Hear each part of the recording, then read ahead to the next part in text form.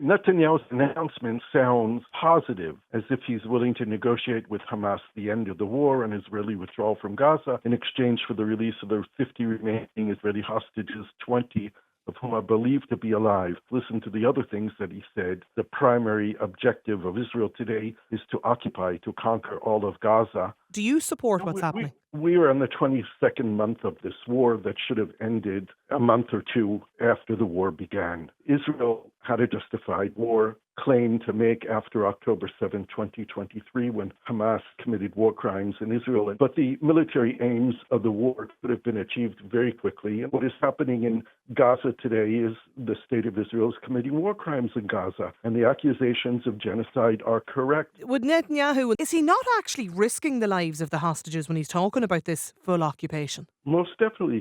He's decided, and his government decided to sacrifice the hostages. Their claim is that what's more important for the future of Israel, perhaps saving the lives of 20 hostages or saving the lives of thousands of Israelis who would be killed should Hamas continue to exist in the Gaza Strip. Israel is exhausted. The society is in despair. Our media has become sounding at times like a parrot of the government or the army spokesperson. We don't know how to get rid of this horrible government that we have. What do your children ask, Gershon, when they're asking, The children ask, how much longer can we continue to live in this country?